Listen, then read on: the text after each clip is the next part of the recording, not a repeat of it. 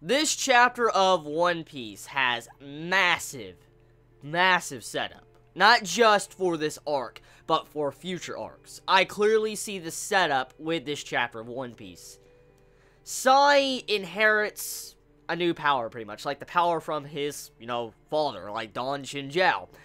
And the power, oh my god, like, dude, did you see, you see a comparison Oda puts in the background with Sai kicks with his, new power? You see this entire building just uprooting and, flying into the sky, and you see, part of Pika's stone statue being broken if you look at a certain panel in this chapter, and I was like, dude, the power of Sai is absolutely fucking ridiculous. But it's not just that.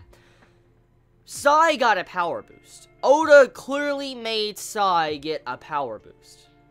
That is very strange. Let me explain why.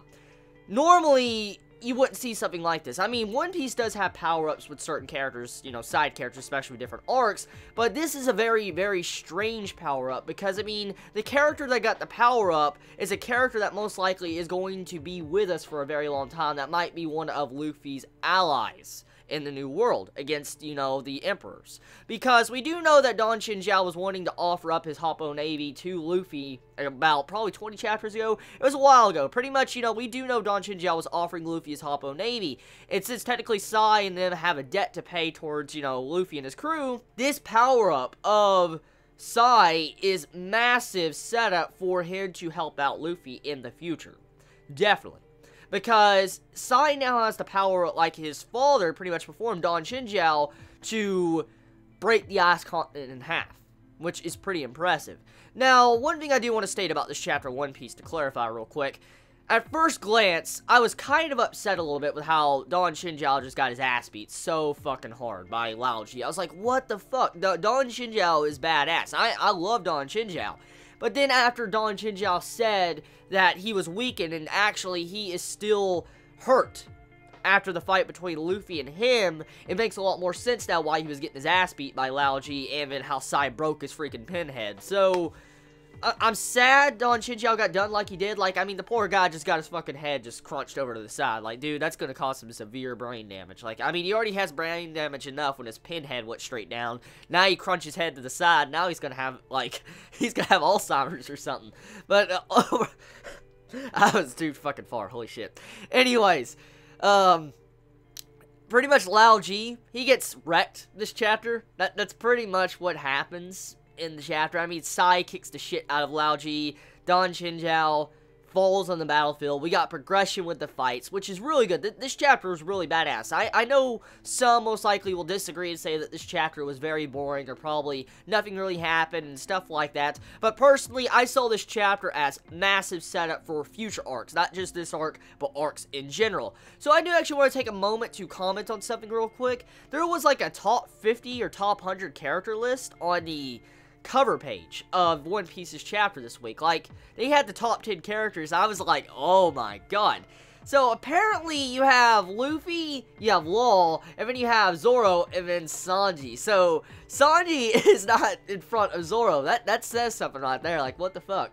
Zoro's in front of Sanji. And then you have Law, number 2, and then, Luffy, number 1. That's really badass.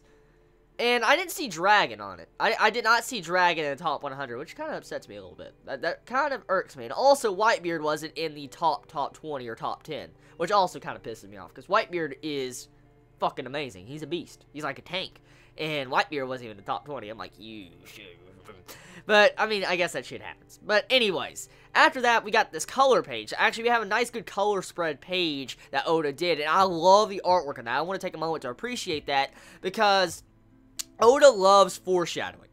Oda definitely loves foreshadowing. I've seen a couple of Chibits and a couple of people beforehand, months ago, actually talk about how Oda puts foreshadowing in his color pages.